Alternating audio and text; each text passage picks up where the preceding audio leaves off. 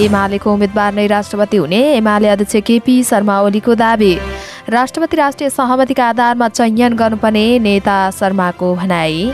यस्ता छन् मन्त्री परिषद बैठकका निर्णय। राष्ट्रपति उम्मेद्वारको प्रस्तावक र समर्थक नबस्ने राप्रपाको निर्णय। कर्मचारी कुट्ने विरुद्ध रौतहट प्रहरीले लिएन प्राधिकरणको केटा निजायरी। दिलीपको हत्या गर्ने क्रस र उद्योगलाई जन्मकैद, मतियारलाई 12.5 वर्ष जेल। त्रिभुवन विमानस्थलमा ठूला जहाज अवतरणमा समस्या। विकास निर्माणका कार्यमा अनुगमन र मूल्याङ्कन प्रभावकारी नभएको रमेश लेखकको भनाई। कास्कीको माछापुछ्रे गाउँपालिकाका वडा अध्यक्षले कुटे कर्मचारी। चलचित्र फुलबारीको बक्स अफिसको शीर्ष स्थानका यमै सेल्फी र सोड आर्टको अकुपेन्सी कमजोर। सर्वोच्चले दिएन सन्दीपलाई विदेश जाने अनुमति। केपी ओली कपमा एनआरटीलाई हराउँदै आर्मी सेमिफाइनलमा प्रवेश। काङ्ग्रेसलाई राष्ट्रपति तथा माओवादी र एकीकृत समाजवादीलाई प्रधानमन्त्री दिने बारेमा छलफल। राष्ट्रपति निर्वाचनमा काङ्ग्रेस एमालेको सहकारी पनि हुन सक्ने एमाले नेता ग्याओलीको भनाई। प्राविधिक शिक्षा सरकारको प्राथमिकतामा परेको मन्त्री शर्माको भनाई। हात्ती नियन्त्रण गर्न सांसद बर्तौलाको माग। सडक विभाग र केयुकेएलको काम गर्न नसक्नु के कारण हो भन्दै तोसीमा कार्कीको प्रश्न। गङ्गालाल श्रेष्ठद्वारा राष्ट्रपतिमा उम्मेदवारी घोषणा। एमालेको सचिवालय बैठक शनिबार बस्ने। सांसद चौधरीको निलम्बन फुकुवा, राष्ट्रपति निर्वाचनमा भोट दिन पाउने। जनतालाई सिंहदरबार प्रवेशमा व्यवस्था सहज बनाउन सांसदहरूको माग। काठमाडौँ महानगरपालिकाको मेलमिलाप केन्द्रमा घर बहाल समस्या समाधानका उजुरी धेरै। पूर्व राजा ज्ञानेन्द्र ठिक ठाउँमा बस्नुपर्ने मन्त्री मोदीको भनाई। रुस युक्रेन युद्धको विरोध गर्दै प्रदर्शन। लोक तथा दोहोरी गीत प्रतिष्ठानको महाधिवेशन धादिङमा सुरु।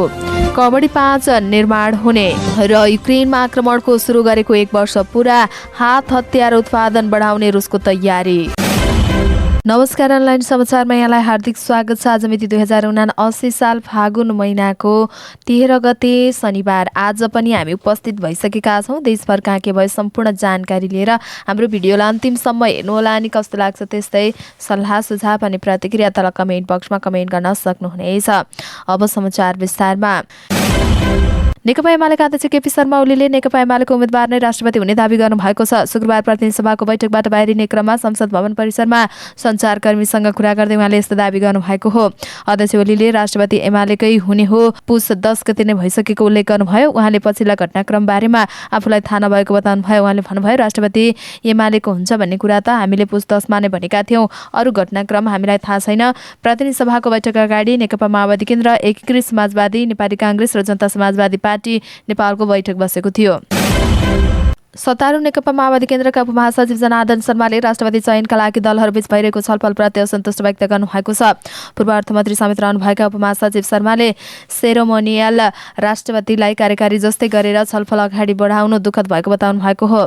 शुक्रबार प्रतिनिधि सभाको बैठकमा विशेष समय लिएर बोल्दै उहाँले राष्ट्रिय सहमतिकै आधारमा राष्ट्रपति चयन गर्नुपर्ने अडान राख्नुभयो। जनताले तानातानका लागि नभइकन सहकार्यका लागि मुलुकलाई अगाडि बढाउने गरी मत दिएको उल्लेख गर्दै उहाँले सोही मतको सम्मान गर्दै सहमतिको आधारमा राष्ट्रपति चयन गर्ने काममा एकताबद्ध हुन सबै राजनैतिक दल र संसदहरूलाई आग्रह समेत गर्नुभएको हो। उपमहासचिव शर्माले राजनैतिक दलले राष्ट्रिय सहमति तथा उत्पादन वृद्धि, रोजगारीको अवसर सृजना गरी मुलुकलाई समृद्ध बनाउने महाअभियानमा जुट्नुपर्ने बताउनुभयो। सरकारी संवैधानिक परिषद, काम कर्तव्य अधिकार र कार्यविधि सम्बन्धी पहिलो संशोधन ऐन 2079 सम्बन्धी विधेयक संघीय संसदमा पेश गर्ने स्वीकृति दिएको छ। फागुन 11 गते बिहिबार बसेको मन्त्री परिषदको बैठकले सो निर्णय गरेको हो। शुक्रबार मन्त्री परिषदको निर्णय सार्वजनिक गर्दै सञ्चार तथा सूचना प्रविधि मन्त्री एवं सरकारका प्रवक्ता रेखा शर्माले नेपालको संविधानको धारा 53 एवं सुशासन व्यवस्थापन तथा सञ्चालन ऐन 2064 को दफा 41 बमोजिम तयार गरिएको नेपाल सरकारको आर्थिक वर्ष 78-79 को वार्षिक प्रतिवेदनलाई स्वीकृत गरी राष्ट्रपति समक्ष पेश गर्ने निर्णय भएको बताइन्छ। उहाँले 2079 चैत 13 देखि 16 गतेसम्म थाइल्याण्डको बैंककमा आयोजना हुने 10औं एसियाली Pacific forum on stable development कार्यक्रममा सहभागी हुन राष्ट्रिय योजना आयोगका उपाध्यक्ष डाक्टर मीनबहादुर श्रेष्ठलाई स्वीकृति दिने निर्णय भएको पनि बताउनु भएको छ। राष्ट्रिय प्रजातन्त्र पार्टी राप्रपाले राष्ट्रपतिको उम्मेद्वारको समर्थक वा प्रस्तावक नबस्ने निर्णय गरेको छ। राप्रपा कार्य सम्पादन समितिको शुक्रबार बसेको बैठकमा राष्ट्रपति निर्वाचनमा भाग लिने नलिने भन्ने बारेमा छलफल भएको थियो। बैठकले राष्ट्रपतिको कुनै पनि उम्मेद्वारको समर्थक वा प्रस्तावक नबस्ने निर्णय गरेको अध्यक्ष राजेन्द्र लिङदेलले जानकारी दिनुभयो। राजनीतिक दबावमा जिल्ला प्रहरी कार्यालय रौतहटमा नेपाल विद्युत प्राधिकरणका कर्मचारीमाथि कुटपिट गर्नेलाई कारबाहीको माग गर्दै दिएको किटानी जाहेरी दर्ता स्वीकार गरेको छ। त्रिभुवन शाह भनेर चिनिने अमन लाल शाह र धीरज पाण्डे सहितको नेतृत्वमा आएको करिब 30 जनाको समूहले प्राधिकरणको मौलापुर वितरण केन्द्र परिसरमा पसी सहायक इन्जिनियर महेन्द्र चौधरीलाई कुटपिट गरी अपहरण शैलीमा जबरजस्ती गाडीमा राखेर अनाधिकृत रूपमा बिजुलीको लाइन जोड्न लगाएको थियो। प्राधिकरणको मौलापुर वितरण केन्द्रका प्रमुख अरुण कुमार शाहले गत सोमबार घटनामा संलग्न व्यक्तिले मुलुकी अपराध संहिता 2074 बमोजिम अपहरण सम्बन्धी कसुर गरेको हुँदा सजाय माग गर्दै जिल्ला प्रहरी कार्यालयमा किटानी जारी दिएका थिए। पर्यावरण अभियन्ता दिलीप महतोको हत्यामा दोषी ठहरिएका 3 जनालाई कैद सजाय सुनाइएको छ। मुख्य योजनाकार चुरियामाई बालुवा प्रशोधन उद्योगका सञ्चालक विपिन महतो र मुनिन्द्र महतोलाई 25-25 वर्ष कैद र 5-5 लाख क्षतिपूर्ति जरिवाना हुने फैसला सुनाइएको हो। यस्तै हत्यारामा 13 दोषी ठहर भएका जितेन्द्र महतोको हकमा भने 12.5 वर्ष कैद र 2,50,000 जरिवाना हुने अदालत धनुषाले फैसला सुनाएको छ। जिल्ला अदालत धनुषा इजलास नम्बर 6 का न्यायाधीश चित्रबहादुर गुरुङले फैसला सुनाएको इजलास अधिकृत विष्णु भट्टराईले जानकारी दिनुभयो। त्रिभुवन अन्तर्राष्ट्रिय विमानस्थलमा जहाज अवतरणमा समस्या भएको छ। अवतरण गर्न नसकेपछि 2वटा जहाज ओभरसुट गरेका छन्। विमानस्थलमा हावाको गति बढी भएकाले अवतरण गर्न कठिनाइ भएको विमानस्थलले जनाएको छ। कतारको दोहा र मलेसियाको कलामपुरबाट आएका 2वटा विमान अवतरण गर्न नसकेपछि आकाशमा घुमिरहेका हुन्। हावाको गति कम भएपछि अवतरण गर्ने विमानस्थलले जनाएको थियो। कार्यालयका अनुसार ठूला जहाज अवतरणमा समस्या देखिएको र अरू जहाज भने उडान र अवतरण नियमित भएको जनाएको थियो। नेपाली कांग्रेसका सांसद रमेश लेखकले विकास निर्माणका कार्यमा अनुगमन र मूल्याङ्कन प्रभावकारी नहुँदा तोकिएको समयमा योजना तयार नभएको बताउनु भएको छ। एकतिर सडक पिच गर्दै जाँदा अर्कोतिर भागबाट भने भत्किन सुरु भइसक्ने विकास मोडेललाई सुधार गर्नुपर्ने सांसदको भनाइरहेको छ। राष्ट्रिय सभाबाट सन्देशसहित प्राप्त अनुगमन तथा मूल्याङ्कन विधिक माथि विचार गरियोस् भन्ने प्रस्तावमा बोल्ने क्रममा लेखकले भन्नुभयो, योजनाहरू तर्जुमा गर्छौं, बजेट विनियोजन गर्छौं, तर योजना समयमा सम्पन्न हुँदैन।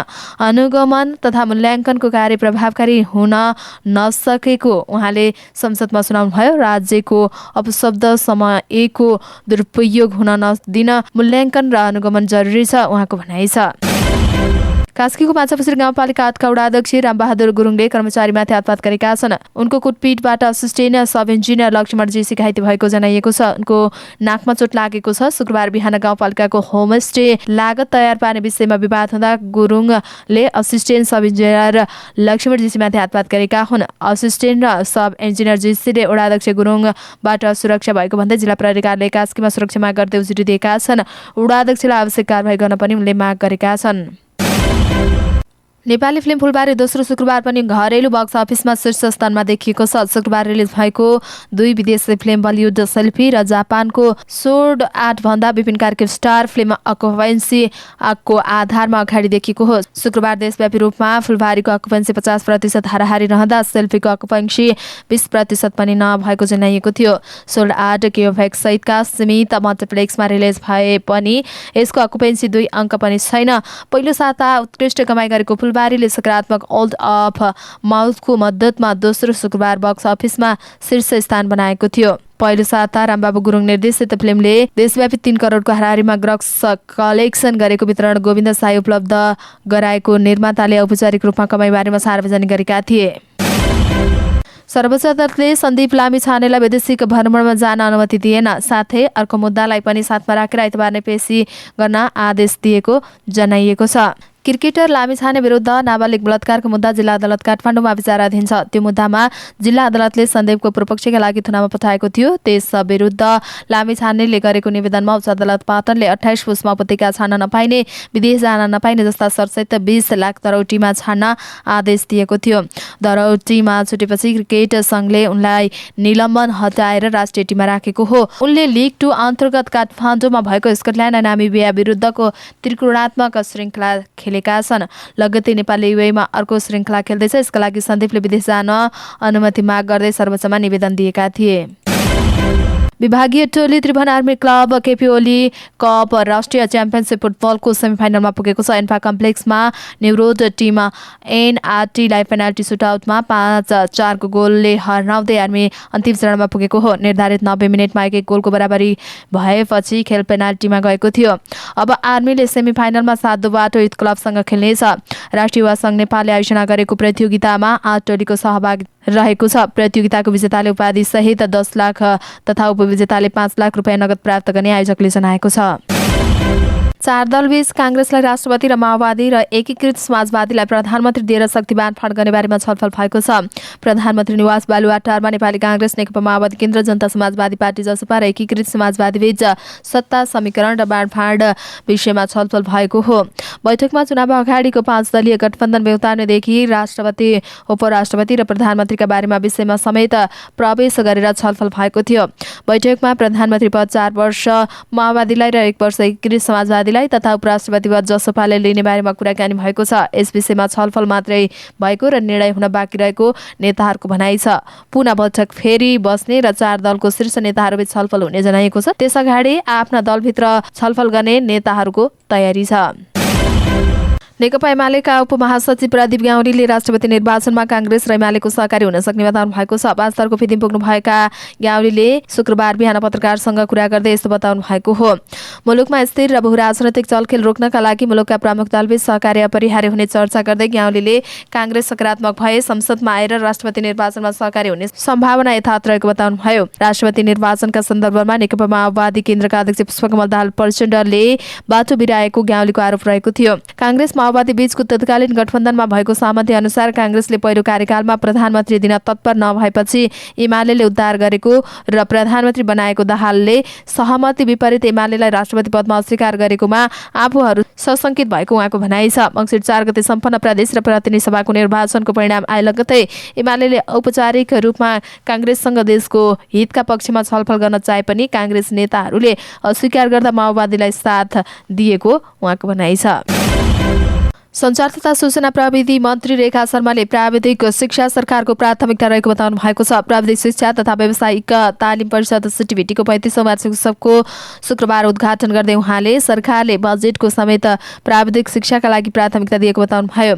मन्त्री शर्माले भन्नुभयो, देशलाई सिपयुक्त जनशक्ति आवश्यक छ, त्यसै गरी सरकारले बजेटमा पनि प्राविधिक शिक्षालाई प्राथमिकतामा राखेको र सरकारले ल्याएको न्यूनतम साझा कार्यक्रममा पनि प्राविधिक शिक्षा परेको छ। हातमा सिप भएका जनशक्ति नेपालमा धेरै रहेको चर्चा गर्दै उहाँले पढाइलाई मात्रै नभइकन अनौपचारिक शिक्षाका रूपमा हातमा सिप नभएका जनशक्तिको पनि शिक्षा एनले सम्बोधन गर्नुपर्नेमा उहाँले जोड दिनुभयो। उहाँले देशका सबै युवाहरूलाई हातमा सिप दिएर दक्ष जनशक्ति बनाएर रोजगार सिर्जना गर्नुपर्ने औल्याउनुभयो। अन्य विषयमा पढ्न नसक्ने मात्रै प्राविधिक शिक्षा पढ्न सिटिभिटी आउँछन् भन्ने भ्रम रहेकोले पनि यो भ्रमलाई चिन्न आवश्यक रहेको मन्त्री शर्माको भनाइ छ।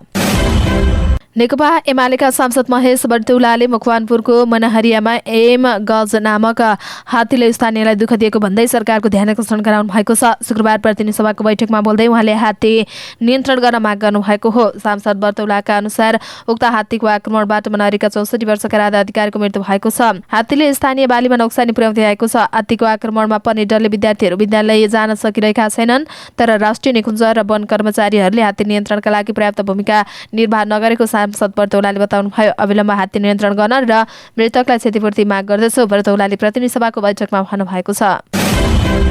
राष्ट्रिय स्वतन्त्र पार्टी रासपाकी सांसद तोसीमा कार्कीले काठमाडौँ उपत्यकामा निर्माणाधीन सडक आयोजनाको काम समयमै सम्पन्न नहुँदा समस्या भनी सरकारको ध्यान आकर्षण गर्नुभएको छ। शुक्रबार प्रतिनिधि सभाको शून्य समयमा बोल्दै उहाँले सडक आयोजनाहरू निर्माणमा रहेको व्यतिथि अन्त्य गर्न आग्रह गर्नुभएको हो। उपप्रधान तथा भौतिक पूर्वाधार तथा यातायात मन्त्री नानकाजी श्रेष्ठलाई संसदमा कार्कीको प्रश्न छ, सडक विभाग काठमाडौँ उपत्यका खानेपानी लिमिटेडले काम गर्न नसक्नु कसको स्वार्थ हो? यससँगै जोडिएर उहाँले भन्नुभयो, नेपाल सरकारको संघीय मामिला मन्त्रालयको मन्त्री परिषद प्रस्तावित आवास क्षेत्र र निजी क्षेत्रको सबैभन्दा ठूलो अस्पताल जान नसक्नु, म्युनिसिपालिटी सडकको निर्माण कहिले टुङ्गो लाग्छ, टुडीखेल फर्सिडोल सडक 6 वर्षबाट टलपत्र रहेको, सातपाटो चापागाउँ कान्तिपथ मुआवजाको कारण रोकेको उल्लेख गर्दै उहाँले थप्नुभयो, ठूला ठेकेदारको मिलेबतो र दबाव हो। उहाँले प्रश्न गर्नुभएको छ। नेपाल नौलो जनवादी पार्टीका अध्यक्ष गङ्गालाल श्रेष्ठले राष्ट्रपति पदमा उम्मेदवारी घोषणा गर्नुभएको छ। शुक्रबार सांसद डबलीमा पत्रकार सम्मेलनको आयोजना गरेर श्रेष्ठले देशमा शान्ति र स्थायित्वको लागि आफूले राष्ट्रपतिमा उम्मेदवारी दिन लागेको बताउनु भएको हो। पत्रकार सम्मेलनमा श्रेष्ठले नेपाली जनताले देशको राजनीतिक निकासा पाएको र समृद्ध नेपाल भएको देख्न चाहेको भए पनि केही राजनीतिक पार्टीका कारण त्यो सम्भव नरहेको बताउनु भयो। उहाँले देशको अस्मितामाथि गिद्धे नजर लगाएकाहरूलाई परास्त गर्न र उन्नति र प्रगति जान नदिने विरुद्ध आफ्नो उम्मेदवारी रहेको बताउनु भयो। उहाँले आफूले देशको समृद्धिको अभियानमा लाग्दा ज्यान मार्ने धम्की समेत आएको बताउनु भयो। रिक्सा चलाएर पत्रकार सम्मेलन स्थलमा पुग्नुभएका श्रेष्ठले देशमा शान्ति र समृद्धिको नारा बोकेर 78 फागुन 28 गतेबाट 77वटै जिल्लामा रिक्सा यात्रा गरेको जानकारी गराउँदै आफूलाई राष्ट्रपति चुनावमा सहयोग गर्न दलहरूलाई अपिल समेत गर्नुभयो। नेकपा एमाले सचिवालय बैठक बोलाएको छ। पछिल्लो राजनीतिक घटनाक्रममा राष्ट्रपति निर्वाचन र पार्टीले सञ्चालन गरेको मिसन ग्रासरुट बारेमा छलफल गर्न बैठक बोलाएको एमाले केन्द्रीय कार्यालयका सचिव डाक्टर भीष्म अधिकारीले जानकारी दिनुभएको हो। उहाँका अनुसार शनिबार बिहान 9 बजे ललितपुर स्थित पार्टी मुख्यालयमा बैठक बोलाइएको छ। राष्ट्रपति निर्वाचनका लागि शनिबार मनोनयन र यही फागुन 25 गते निर्वाचन हुँदैछ। नागरिक उन्मुक्ति पार्टीका सांसद अरुण कुमार चौधरीको निलम्बन फुका भएसँगै राष्ट्रपतिको निर्वाचनमा भाग लिन पाउनुहुने भएको छ। यही फागुन 25 गते हुने राष्ट्रपतिको निर्वाचनका लागि सांसद चौधरी निलम्बित भएका कारण मतदाता सूचीमा उहाँको नाम समावेश थिएन। बिहार निर्वाचन आयोगका सांसद चौधरीमाथि संसदले गरेको निलम्बन फुकुआको पत्र पुगेसँगै उहाँको नाम मतदाता सूचीमा समावेश गरेर अन्तिममा नावली प्रकाशन गर्ने प्रमुख निर्वाचन आयुक्त दिनेश थपलियाले बताउनुभयो। सांसद चौधरीले अदालतको आदेश गराउनका लागि गत माघ 19 गते पक्राउ गरेको थियो। झन्डै 10 वर्ष अगाडि ट्र्याक्टरमा आगजनी गरेको घटनाको दोषी ठहर भए 6 महिना कैद र 8,19,000 बिगो भराउका लागि पक्राउ परेपछि उनी प्रतिनिधि सभा सदस्यबाट निलम्बित थिए। यस्तै हत्या अभियोग लागेका एमाले सांसद लक्ष्मी महतो कोइरीले पनि राष्ट्रपतिको निर्वाचनमा मतदान गर्न पाउने भएका छन्। महतो निलम्बनमा नपरेकाले उनको नाम पनि मतदाता सूचीमा समावेश रहेको जनाइएको छ। नेकपा एकीकृत समाजवादीका उपमहासचिव प्रकाश ज्वालाले सर्वसाधारणलाई सिंहदरबारमा प्रवेश सहज व्यवस्था मिलाउन माग गर्नुभएको छ। शुक्रबार प्रतिनिधि सभाको बैठकको शून्य समयमा बोल्दै ज्वालाले मन्त्री सांसद र चिने जानेका कर्मचारी नहुने व्यक्ति सिंहदरबारमा छिर्न नसक्ने बताउनुभयो। सेवाग्राहीहरू सिंहदरबार बाहिर मन्त्रालय जति सिंहदरबारभित्र हुने यस्तो अवस्थाको अन्त्य हुनुपर्ने ज्वालाको भनाइ छ। हामी सुशासन जवाबदेहिताको कुरा गर्छौँ तर जनता प्रताडित गर्ने काम बन्द गरौँ। सभामुखबाट अझै रुलिङ गर्नु पर्यो। सिंहदरबारभित्र जनता सहज रूपमा प्रवेश गर्ने व्यवस्था गरियोस् उहाँको माग छ। काठमाडौँ महानगरपालिकाले वडामा बनाएको मेलमिलाप केन्द्रमा घर बहालको समस्या समाधान गर्नेको माग बढ्न थालेको छ। महानगरपालिका 19 दिल्ली बजारमा गठन भएको मेलमिलाप केन्द्रमा घर भाडा लिएर वर्षौंदेखि तालाबन्दी भएको, बहाल नतिरेको, बहाल बस्नेलाई निकाल्नुपर्ने लगायतका समस्या बढिआएको हो। वडा सदस्य रेणु श्रेष्ठको संयोजकतामा गठन भएको केन्द्रमा आएका सयौं उजुरीमध्ये घर भाडा सम्बन्धी विषय धेरै रहेको छ। कोरोना महामारीका बेलामा डेरा छोडेर हिँड्ने, अझै नफर्किने लगायतका कोठा खाली गर्न निवेदन पनि उत्तिकै धेरै रहेको संयोजक श्रेष्ठले जानकारी दिनुभयो। यस वडामा धेरै घरबेटीको आय आर्जनको स्रोत भनेको डेरा भाडा भएकाले पनि यस्तो निवेदन धेरै आएको उहाँको भनाइरहेको छ। वडामा 4 महिना अगाडि केन्द्र गठन गरेर सामान्य समस्यालाई पनि वडामै समाधान गर्न थालिएको हो। वडामा मिलाउन नसकिएका समस्या मात्र महानगरपालिकाको न्यायिक समितिमा पठाउने गरेको वडा अध्यक्ष कुश ढकालले बताउनुभयो। संघीय मामिला तथा सामान्य प्रशासन मन्त्री आनमलाल मोदीले पूर्व राजा ज्ञानेन्द्र शाहलाई आफ्नो ठाउँमा बस्न चेतावनी दिनुभएको छ। फोनिज युके पत्रकारिता सम्मान तथा पुरस्कार वितरण समारोहमा मन्त्री मोदीले 1-2 हजार मान्छे जम्मा हुँदैमा मै नै राजा हुँ भन्ने नसोच्न चेतावनी दिनुभएको हो। गणतन्त्रका लागि हजार सडकमा भएको भन्दै उहाँले मुलुक फेरि पश्चिमागमनतर्फ नजाने बताउनुभयो। देशलाई ठिक तरिकाबाट अगाडि लैजान खोजिरहेको बेलामा खलबल्याउन नखोज्न पनि आग्रह गर्दै उहाँले भन्नुभयो पूर्व राजा ठिक ठाउँमा बस्नुपर्छ उहाँको भनाइ छ। मानवाधिकार तथा शान्ति समाजले रुस युक्रेन युद्ध तत्कालका लागि अन्त्य हुनुपर्ने भन्दै प्रदर्शन गरेको छ। समाजले रुस युक्रेन युद्ध सुरु भएको 1 वर्ष पुगेको दिन त्यसको विरोध गर्दै शुक्रबार देशभर विभिन्न जिल्लामा प्रदर्शन गरेको हो। सो विध्वंसकारी युद्ध तत्कालका लागि अन्त्य गर्नुपर्ने भन्ने नारा सहित समाजले महोत्तरी, रूपन्देही, आसाम, चितवन, नलपुर, इलाम, शङ्खसभा लगायतका 1 दर्जन भन्दा बढी जिल्लामा प्रदर्शन गरेको हो। प्रदर्शनमा सहभागीहरूले रुस युद्ध तत्कालका लागि रोक, रुस शान्ति प्रक्रिया प्रवर्धन गर, युक्रेनमाथिको आक्रमण तत्काल बन्द गर लगायतका नारा र शक्तिका पक्षमा प्लेकार्डहरू बोकेका थिए। बुटोलमा आयोजित प्रदर्शनमा बोल्दै शान्ति समाजका निवर्तमान सभापति गोविन्द खनालले यो युद्ध समाप्तिका लागि संयुक्त राष्ट्र सङ्घले प्रभावकारी भूमिका निर्वाह गर्नुपर्नेमा जोड दिनुभयो। राष्ट्रिय लोक तथा दोहोरीगीत प्रतिष्ठानको 8औं केन्द्रीय महाधिवेशन धादिङ सदरमुकाम धादिङ बेसीमा सुरु भएको छ। महाधिवेशनको शुक्रबार बागमती प्रदेशका मुख्यमन्त्री शालिग्राम जमर कट्टीले उद्घाटन गर्नुभएको हो। महाधिवेशन शुभारम्भ गर्दै मुख्यमन्त्री जमर कट्टीले मुलुकको विकासमा सङ्गीतको योगदान अतुलनीय रहेको बताउनुभयो। यसका लागि एकजुट भएर अगाडि बढ्न समेत उहाँले आग्रह गर्नुभयो। आफू पनि लोक तथा दोहोरीगीतको श्रोता रहेको भन्दै उहाँले सांस्कृतिक पक्षको सम्वर्धनका लागि लोकसङ्गीतको भूमिका महत्त्वपूर्ण रहेको बताउँदै महाधिवेशन उद्घाटन अगाडि बताउनुभयो। महाधिवेशन उद्घाटन अगाडि बृहत र्याली निकालिएको थियो। महाधिवेशनको 3 वर्षीय कार्यकालका लागि नयाँ कार्य समिति चयन गर्नेछ। संस्थापन पक्षले रीता थापा मगरलाई अध्यक्षको उम्मेदवारको रूपमा अगाडि सारेको छ भने अर्का गायक पशुपति शर्मा पनि अध्यक्षका आकांक्षी हुन्। 1000 भन्दा बढी प्रतिनिधि सहभागी भएको प्रतिष्ठानको महाधिवेशन फागुन 14 गते समापन हुनेछ। हिट फिल्म कबड्डीको 5औं श्रृङ्खला कबड्डी 5 निर्माण हुने भएको छ। फिल्मका लेखक तथा कलाकार उपेन्द्र सुब्बाले अर्को वर्ष कबड्डी 5 निर्माण हुने घोषणा गरेका हुन्। हालै एक कार्यक्रममा लेखक सुब्बाले फिल्मको स्क्रिप्ट लेखन तयारी भइरहेको बताएका हुन्। 4 सिक्वेल निर्माण भएको कबड्डीको पछिल्लो sequel kabaddi the final match अर्थात् कबड्डी 4 केही पहिले रिलिज भएको थियो। फिल्म रिलिजको समय अर्को सिक्वेल नबन्ने प्रचार गरिएको थियो, तर अहिले भने निर्माण हुने भनिएको छ। रामबाबु गुरुङको निर्देशनमा रहेको कबड्डीका सबै सिक्वेलको मुख्य पात्र दयाहाङ राई रहँदै आएका छन्। कबड्डी 5 मा पनि दयाहाङ मुख्य पात्र रहनेछन्। कवि समेत रहेका सुब्बाले फिल्ममा भने अब आफूले अभिनय नगर्ने बताएका छन्। फिल्ममा झाँक्रीको भूमिका निर्वाह गर्दै आएका सुब्बाले कबड्डीको दोस्रो श्रृङ्खलादेखि निर्देशक गुरुङलाई स्क्रिप्ट लेखनमा समेत सघाउँदै आएका छन्।